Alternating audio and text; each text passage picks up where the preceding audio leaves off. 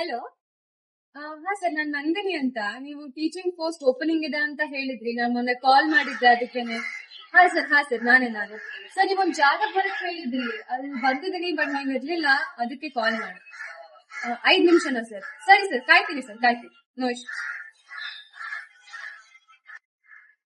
ನಂದಿನಿ, ನನ್ನ ಹೆಸರು ಮನೋಜ್ ಅಂತ. ಅದೇ ಟೀಚಿಂಗ್ ಪೋಸ್ಟ್ ಕಾಲ್ ಮಾಡಿರಲ್ಲ?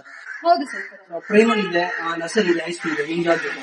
ಸರಿ ಸರ್. ಓಕೆ, ಇಲ್ಲೇ ಇಂಟರ್ವ್ಯೂ ನಡೀತಾ ಇದೆ. ನೀವು ಇಂಟರ್ವ್ಯೂ ಕೊಡಿ. ಸೊ ಅಲ್ಲಿ ನಿಮ್ಗೆ ಜಾಬ್ ಆಗುತ್ತೆ ಏನೋ 2 days ಇನ್ಫಾರ್ಮ್ ಮಾಡಿ. ಸರಿ ಸರ್. ಮತ್ತೆ ನಾನು ಫಾಲೋ. ಓಕೆ. ನನ್ನ ಹೆಸರು ಮನೋಜ್ ಅಂತ. ನೀವು ಏನೋ ಕೆಲಸ ಬೇಕು ಅಂತ ಫೋನ್ ಮಾಡಿ. ಹೌದು ಸರ್, ನಾನೇ ಸರ್. ಬನ್ನಿ. ಏನ್ ಕೆಲಸ ಬೇಕಿತ್ತು? ಏನ್ ಓದಿದ್ದೀರಾ? ಸರ್, ದುಡ್ಡಿನ ಅವಶ್ಯಕತೆ ತುಂಬಾ ಇದೆ. ನಾನು ಬಿಕಾಮ್ ಓದಿದ್ದೀನಿ. ಯಾವ ಕೆಲಸ ಆದ್ರೂ ಪರವಾಗಿಲ್ಲ ಸರ್, ಮಾಡ್ತೀನಿ. ಬಿಕಾಮ್ ಓದಿದ್ದೀರಾ ಅಂದ್ರೆ ನಿಮ್ಗೊಂದು ಬ್ಯಾಂಕ್ ಅಲ್ಲಿ ಕ್ಲರ್ಕ್ ಕೆಲಸ ಸಿಗುತ್ತೆ. ಓಕೆನಾ? ಪರವಾಗಿಲ್ಲ ಸರ್. ಓಕೆ ನಂಗಾದ್ರೆ. Okay sir. ಓಕೆ ಸರಿ, ಇಲ್ಲೇ ನನ್ಗೆ ಗೊತ್ತಿರೋರೊಬ್ರು ಇದೆ, ಪರಿಚಯ ಇದ್ದಾರೆ ಬ್ಯಾಂಕ್. ಅಲ್ಲಿ ಹೋಗಿ ನಿಮ್ಗೆ ಜಾಬ್ ಕೊಡ್ತೀನಿ. ಹೌದಾ ಸರ್? ಬನ್ನಿ. ಸರಿ ಸರ್. ಓಕೆ. ಟೈಮ್ ಆಯ್ತು, ಇವ್ರು ಇನ್ನ ಬಂದಿಲ್ಲ. ಬರ್ತೀನಿ ಅಂತ ಹೇಳಿದ್ರು.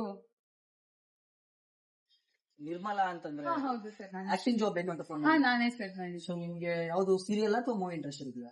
ಸೀರಿಯಲ್ ಆದ್ರೆ ಓಕೆ ಸರ್. ಸೀರಿಯಲ್ ಏನಲ್ಲ ಬೇಡ, ನೀವು ಮೂವಿ ಆಕ್ಟ್ರೆಸ್ ಚೆನ್ನಾಗಿ ಕಾಣ್ತೀರಾ, ಮೂವಿಗೆ ಚಾನ್ಸ್ ಕೊಡ್ಸೋಣ. ಸರಿ ಸರ್. ನಂಗೊಬ್ರು ಡೈರೆಕ್ಟರ್ ಗೊತ್ತಿದ್ದಾರೆ ಇಲ್ಲೇ. ಹೌದಾ? ಹಾ ಸರ್.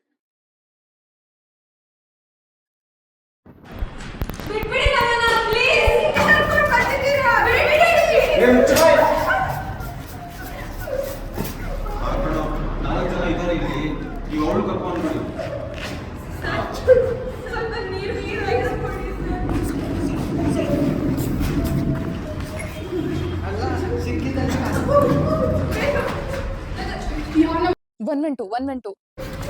Hello hello hello.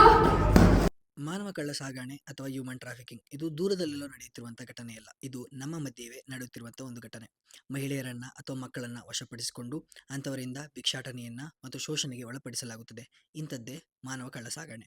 ಇಂತಹ ಸಂದರ್ಭಗಳಲ್ಲಿ ಯಾವ ವ್ಯಕ್ತಿ ಮಾನವ ಕಳ್ಳ ಸಾಗಣೆ ಮಾಡುತ್ತಾರೋ ಅಂಥವರಿಗೆ 7 ರಿಂದ 10 ವರ್ಷಗಳ ಕಾಲ ಜೈಲು ಶಿಕ್ಷೆ ಅಥವಾ ತೀವ್ರವಾದ ಪ್ರಕರಣಗಳಲ್ಲಿ ಜೀವಾವಧಿ ಶಿಕ್ಷೆಯನ್ನು ನೀಡಲಾಗುತ್ತದೆ. ಇಂತಹ ಯಾವುದೇ ಒಂದು ವಿಚಾರ ನಮಗೆ ಕಂಡು ಬಂದಲ್ಲಿ ತುರ್ತು ಸಹಾಯವಾಣಿಯಾದಂತಹ 112 ಅಥವಾ ಮಹಿಳಾ ಸಹಾಯವಾಣಿಯಾದಂತಹ 181 ಅಥವಾ ಮಕ್ಕಳ ಚೈಲ್ಡ್ ಹೆಲ್ಪ್ಲೈನ್ ನಂಬರ್ ಆದಂತಹ 1098ಕ್ಕೆ ಕರೆ ಮಾಡಿ ವಿಚಾರವನ್ನು ತಿಳಿಸತಕ್ಕದ್ದು. ನಾವೆಲ್ಲರೂ ಒಟ್ಟಾಗಿ ಈ ಕಳ್ಳ ಸಾಗಣೆ ಬಗ್ಗೆ ಒಂದು ಅರಿವನ್ನು ಮೂಡಿಸೋಣ, ಹಾಗೆಯೇ ಒಟ್ಟಾಗಿ ಒಂದು ಭದ್ರವಾದ ಭಾರತವನ್ನು ಸೃಷ್ಟಿಸೋಣ.